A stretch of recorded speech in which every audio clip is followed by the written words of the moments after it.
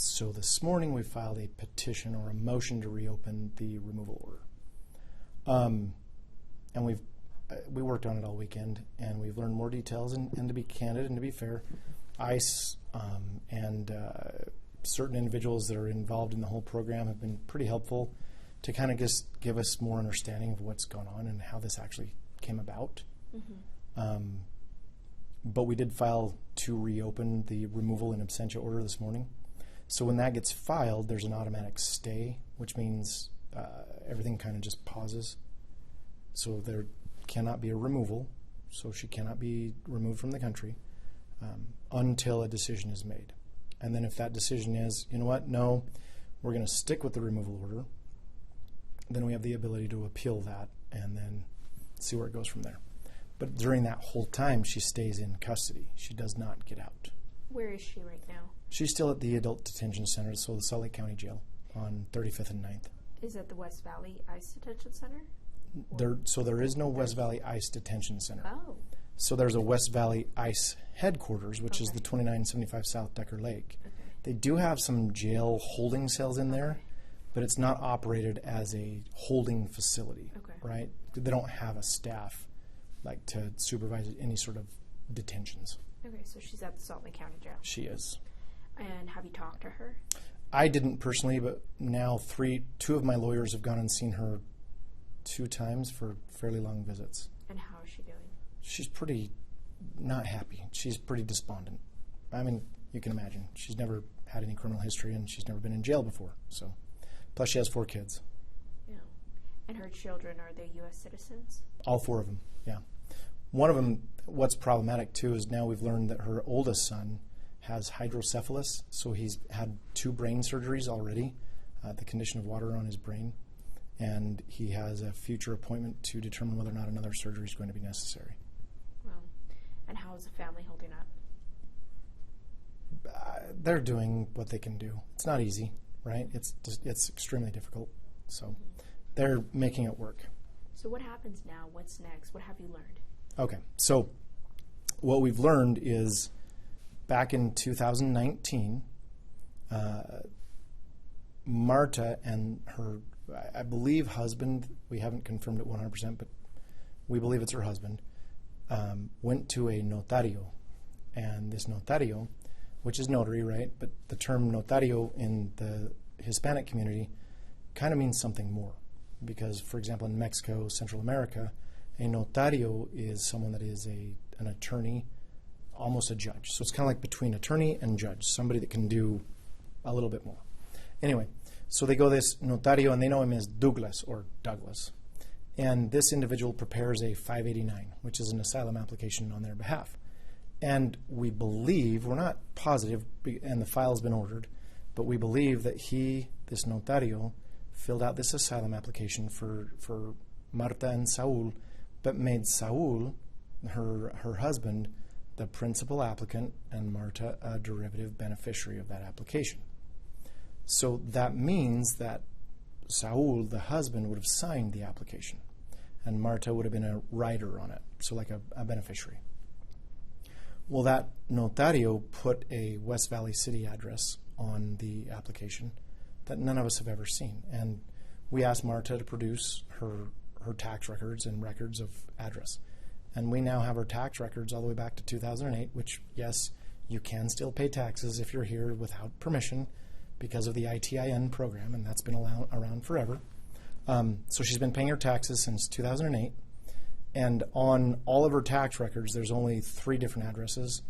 2 of them would, Davis County, so Woods Cross and Bountiful, and then a Salt Lake City address for a very brief amount of time, but never at West Valley.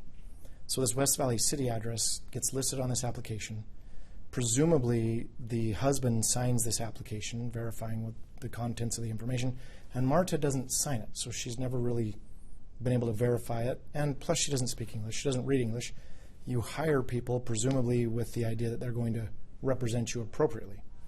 So that got filed in roughly October of 2019.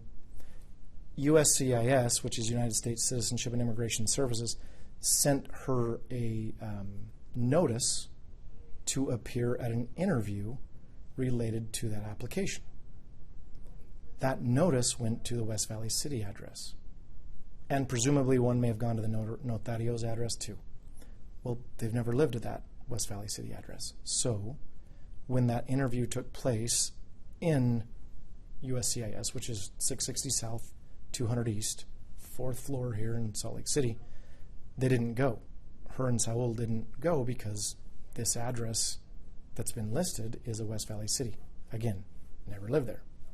So because they didn't go, the case got referred to immigration officials, ICE officials, to send her a notice to appear in immigration court.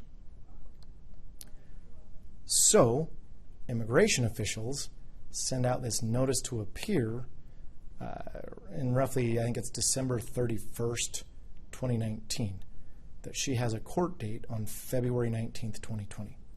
Now that notice to appear also goes to the West Valley City address, right? An address where they've never lived. So again, big problem, right? Interestingly though, that notice to appear that was generated on her behalf says that she's from an unknown country and a citizen of an unknown country. Candidly, I have not seen one of those like that in a long time, and there's two different things that could have happened. One, the immigration official could have had an official face-to-face with the person and they've just refused to respond, and they won't tell them where they're from. Or two, the immigration official has just kind of made a guess, or just said, because I don't know where you're from, I'm just going to list unknown country. And really, immigration just has to prove alienage, meaning that they're not a citizen of the United States or a resident. So their country of origin isn't really, really, really specific or specifically needed. But we know that they didn't have a conversation. So we know that there was no face-to-face interaction, because a little bit lower on that notice to appear, there's a section that says, upon information and belief, her native language or her best language is Spanish. Well, obviously you're going to speak to somebody, and if they don't understand you and they speak back to you in Spanish, you're going to know, right? And you wouldn't have to put, upon information and belief, best language is Spanish. You'd automatically know that Spanish is the best language. So that's another way of getting of believing what she has said is true, that she's never spoken to anybody from ICE. And also the certificate of service in the notice of appear says, the notice to appear says sent by regular mail. Again, to that West Valley City address. So we now have USCIS, who has referred this case over to ICE. So then we go back to USCIS, because USCIS, instead of closing the case down entirely, they do what is known as an administrative closure, which under the law allows her to still keep applying and renewing her work permit. So she keeps renewing her work permit. And USCIS should have rejected the work permit, the applications saying, whoa, time out, we referred your case to immigration court. You've got to go there first before we can keep doing this, right? And it looks like you were removed in absentia, so you're not eligible for a work permit because you have a removal order. Never happened, right? You've seen the work permit. It shows valid until 2029. And it was literally renewed in 2024. So renewed for 5 years. So now you have a situation where Marta, who's never had notice of anything that has occurred up till now, walking around the airport, waiting to get on an airplane, thinking she's going with her sister to a family event, and not understanding that she's also the target of an arrest. So the ICE agents really are doing their job because there is an outstanding removal order. They have the authority to arrest her based on that removal.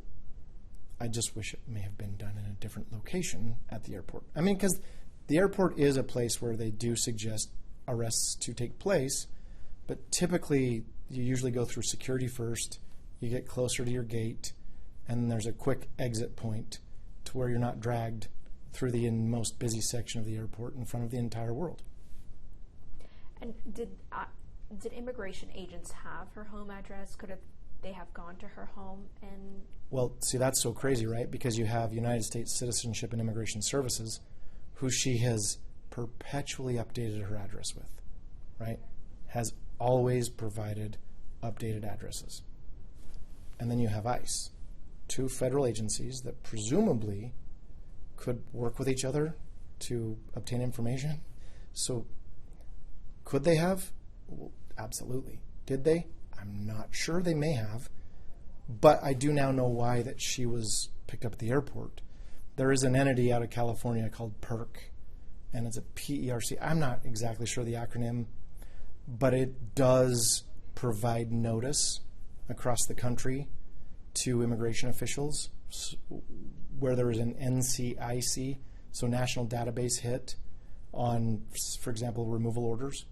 So when PERC became aware through its technology that she has a removal order, it sent notice to our local ICE, or our local Homeland Security Investigations Unit, and that's why they were at the airport. So that's why they went to pick her up. And this PERC entity, when people get arrested and go to jail in Utah and they have immigration issues, they file detainers against them a lot. So there's a detainer filed against them through this entity. If you had to summarize everything that we just talked about, so people could try to understand this long, complicated history, how would you say that? Don't ever hire a notario. Ever. Ever. I'd also say make sure you have an attorney that actually looks your case up and takes care of you, because that's why they've hired. That's why you're hiring an attorney. But also, this is a long summary. I don't know how to summarize it so well down to just a couple sentences, but I think that there's also an issue where USCIS and ICE probably could have coordinated a little bit better, just a little bit, so they could have seen that there was this issue going on. Now, ICE agents, they don't necessarily have to do that, because they just really focus on what they have been told is a final order of removal, and that's where they focus. But back in the day, prior to the current administration, I don't know if they would have necessarily arrested Marta at the airport. They may have met her there. They may have asked about her family at the time, her 4 children, and they may have put her on an ankle monitor. They may have done some other things that are known as alternatives to detention to ensure that she came back in and that she filed the appropriate paperwork to reopen, or she came back with appropriate travel documents to leave the country. And so will Marta be released? Will Brizeyda Leiva be released? If I win, yeah. And I don't plan on losing. I mean, here's the thing. Because of the recent Board of Immigration Appeals case called Matter of Yajure Hurtado, because she came in undocumented, she's subject to mandatory detention, right? And so she's not eligible to ask for a bond, even though she has 4 citizen kids, has 0 to minimal criminal history, right? Just the 2 parking tickets and this crosswalk violation ticket. In a prior administration, and not just the previous administration, not just Biden, but Bush, Trump 1.0, Obama, literally every president before, the case law and the way immigration law is interpreted, she would have been immediately eligible for a bond, and honestly, she'd be out by now, or close to now. So what are the odds of her case? Is she going to be deported? Is she going to be released? So there's also a case called GYR, Matter of GYR, and it's a case that relates to notice, the ability to provide notice. And the court, the Board of Immigration Appeals, has said the notice or the requirements to keep your address updated with USCIS is not necessarily the notice requirements for immigration court. So to deport in absentia, the person has to have received notice that if they fail to appear, that they could be deported in absentia. And we can prove that that never happened. And we have proven it. So in that motion we filed, we've shown that she never got notice. And she was never advised that if she didn't show up, she could be removed in absentia. So I do think that that motion's probably going to be granted. It will be opposed, because right now the current administration requires that everything be opposed. And I mean everything. So it'll probably be opposed. And then if it gets reopened, then we'll file a habeas petition, so a habeas corpus petition, seeking a federal judge to force the immigration court to grant her a bond proceeding. And if we're able to do the bond proceeding, she's very, very, very eligible to get out under a bond. So what does that mean? I know it's a lot. Sure. It means that then, when she's out, if we get her out, we can apply for what is known as cancellation of removal. Through her 4 citizen kids, we have to show that she's been here for 10 years, which she has. We have to show that she has qualifying relatives, which she does. She has 4 children. We have to show that she doesn't have criminal history that blocks her from applying, which she doesn't. But then we have to show that her children will suffer exceptional and extremely unusual hardship if she were to be removed. And with a child with hydrocephalus who's already had 2 brain surgeries, I feel fairly good that we can show that there's going to be some significant suffering on his part. That sounds like the best case scenario for Renderos, that she is out and is able to adjust her status. Right, so that it's called a 42B application for cancellation of removal. And if you win that, you essentially win residency. It's kind of a green card application, but in immigration court. What is the worst case scenario? If we win the motion to reopen, well, worst case scenario is the motion to reopen gets denied, and she loses her appeal, and she's just removed, and she goes back to El Salvador. What are the chances of that? I don't think they're high. I think that she has a very good case to reopen. We talked about all the history, all the complicated. Now, just from a story base, how do you see this case, and what are your thoughts on it? Oh, I see it that it's just sad. It's heartbreaking. I don't fault ICE. I don't. I understand that there's a removal order. I understand that they do their job. I don't like where they did it. I think the airport is a fine place if you choose the appropriate locations in the airport, but I don't like where they chose. That location was not appropriate. It just wasn't. They endangered themselves. They made it political, because really what they did is they turned that into a spectacle. Now, everybody's going to blame her for freaking out, but ask yourself, if you're walking around thinking you're doing everything right, and you're literally walking with a work permit, which we need to make sure we clarify, that does not give status. It doesn't make you a resident, but it does put you on the right path. So you're thinking that you've done everything correctly, and all of a sudden you're apprehended and being told that you're being taken into custody by ICE agents. You can't fault her for reacting the way she did, because she's thinking she has 4 kids at home. One of them has a fairly significant issue, a serious health issue. That causes all sorts of grief. So I think it's heartbreaking, and it's indicative of things to come, though. I mean, just so you know, we just lost our local field office director who's in charge of ICE. He was removed, and now we have somebody coming in that's new, and the idea is that they're going to start doing more stuff like this in Salt Lake now. They're going to start executing these types of arrests more and more. Who is at risk? Everyone. I mean, if you're willing to do that in the middle of the airport, right there in that space, or if you look what happened the other day at the Home Depot, where we have a gentleman running across 3 lanes of traffic with his hands handcuffed. You jump out of a van and start chasing everybody down in the parking lot on one of the most busy streets in our city, and you got people running across traffic. I was told specifically to buckle up, because it's about to get a whole lot worse. So, and whether that happens or not, I hope it doesn't, but I was told to buckle up by some pretty good, reliable sources.